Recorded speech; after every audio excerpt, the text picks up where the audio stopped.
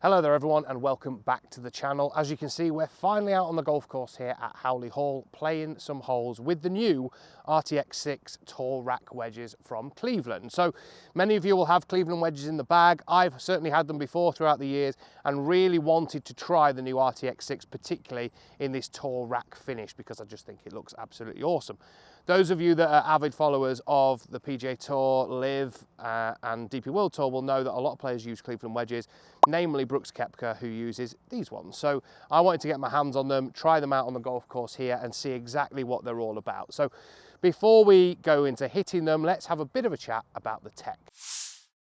So Cleveland described the RTX6 as a short game weapon. So why do they do that? Well, they're using loads of different designs to make these more consistent so that you can hit higher spin shots from a variety of different lies out there on the golf course. So we've got the Hydra Zip, which is a technology using dynamic face blasting and laser lines that maximizes the friction for improved spin consistency in dry and wet conditions, because you know we're going to play from a variety of different lies and on a variety of different conditions. Today it's a little bit dewy out here this morning, so it'd be great to see how they perform in these conditions out on the course. Zip core is something that you'll have seen in these wedges before, and it's basically a low density core designed to expand the sweet spot on these wedges and also change the MOI in the head. So we want loads of forgiveness whilst using the center of gravity directly behind where we're going to impact the golf ball to help us get more consistent performance. The RTX6 series of wedges features 4 different sole grinds. So we've got low, mid, full, and we've also got a new one which is low plus. So basically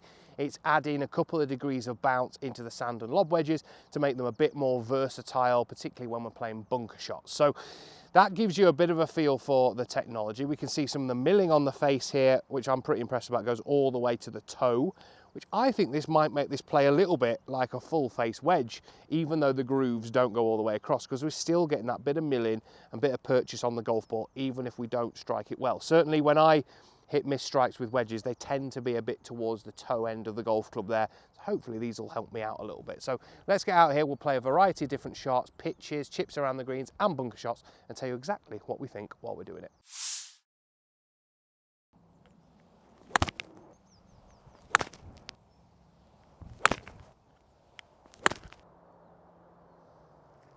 So the 60 degree that I've been sent is in the low bounce, so 6 bounce here in the Tour Rack. Love the look of it.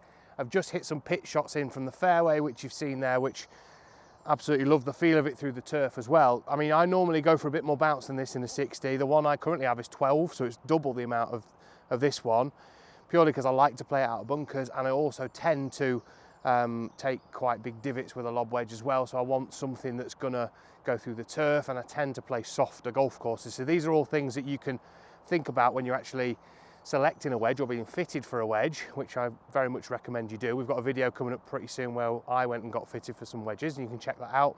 We've also got a video on the channel where I go through what bounce and loft and grind does to a wedge and how it affects your short game, so you can check that out as well on the channel. But yeah, this one, low bounce, not probably what I would go for naturally, but from the shots I've hit so far, I absolutely love it. So we're going to try a little greenside chip. Obviously it's not a particularly tight lie, but this wedge still should do a pretty good job here. So it's downhill, running away from me. One of those shots that maybe we wouldn't fancy if we were playing it out on the golf course. So we'll see how we get on with the zip core. I mean, straight away, the feel off the face is lovely. It seems to check up quite nicely when it lands as well, which you'd expect. Some wedges that you hit do feel a bit clicky and not very solid. This one definitely feels really good behind the ball, and the strike feels nice and solid. So we'll play a couple more from this position, see if we can hold one. That ain't going in. A bit left, a bit runny, but it stopped quite quickly. It still spun nicely. You know, particularly this shot that runs away from you a little bit down the hill there is not one that we would kind of fancy playing generally. That might spin a little bit more here, just kind of chased on. But yeah, I love the feel of it off the face. Goes through the turf nicely. And that grind feels really, really good. Go on. Oh, close. It's a bit fiery, unless it hits the flag. Yeah, good. But that feel off the face around the greens, very, very good. Very impressed with the amount of check you get on it, even on a tough shot like this that's downhill. So yeah, very good. This type of greenside shot where you're really short-sided, kind of is why you would maybe choose a low bounce wedge, because it's really just going to slide underneath the ball with ease. And certainly these little ones where, you know, there's argument to say, yeah, we've got a bit of rough in front of us, so it's quite difficult to actually put it along the ground. So we've actually got to get it in the air a little bit. But yeah, if you had to play that type of flop shot with the face open, you know, this wedge is quite easy to do that because it just slides straight underneath the golf ball.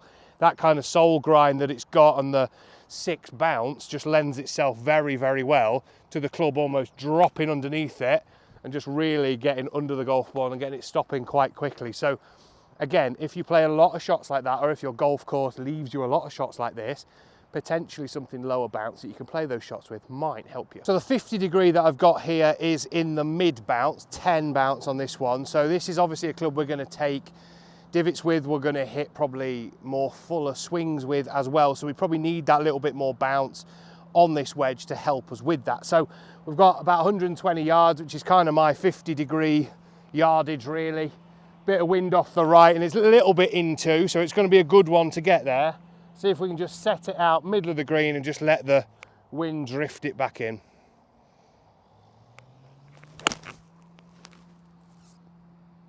Almost as if I know what I'm doing.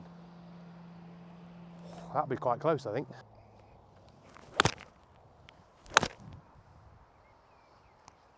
So we've found ourselves now with a bunker shot where we're pretty short-sided. It's running away from me. I've not got a lot of green to work with. It's just a horrible shot to play, really. And this is where maybe this low bounce wedge might not be as good as something with a bit more bounce out of a bunker. Now, I've chucked a few balls in here so we can have a few goes, because no doubt we're not going to hit the first one perfect, but let's play a few and see how it performs out of here. Now, with that less bounce, I'd expect it to dig a little bit more in the sand. So we'll see how that goes. See if we can get one anywhere near this hole. Not quite, played it all right. It's about as good as I think I can play that, really. Look where it's finished. Ran a good 10, 15 feet past the flag. You almost got to like duff it, I think, really. Again, it's just going to run past there. See if we can play one with a bit more height, maybe a bit more spin.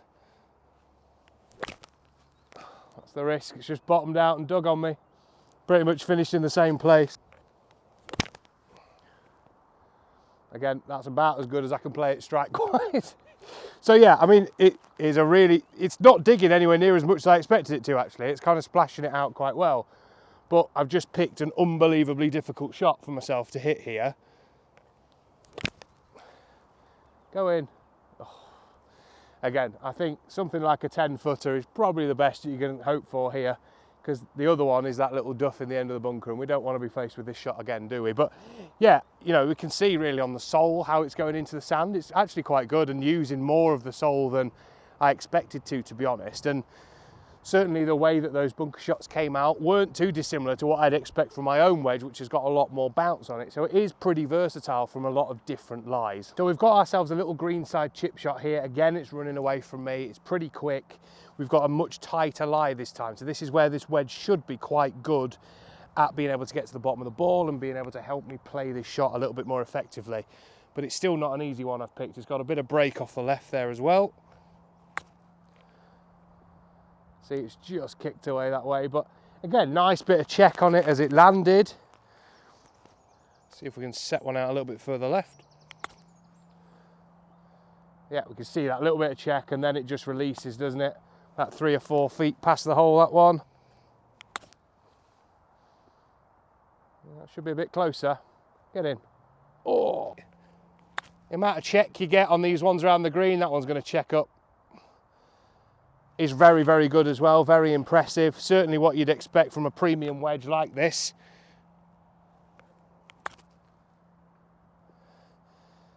Go on, run down there, run down there.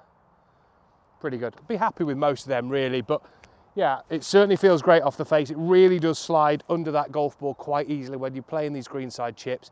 And as you've seen out the bunkers as well, was pretty good to pitch with, and also the chip shot we played. So even though it's a low bounce, it's actually played a bit more versatile than I expected it to. So yeah, very, very good.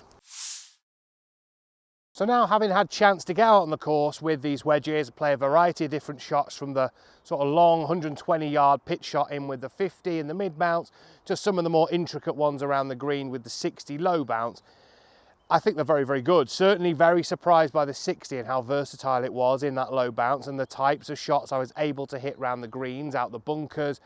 And as you saw, some of those kind of really short-sided shots that we left ourselves with, that little flop shot that we hit before and also the bunker shot downhill.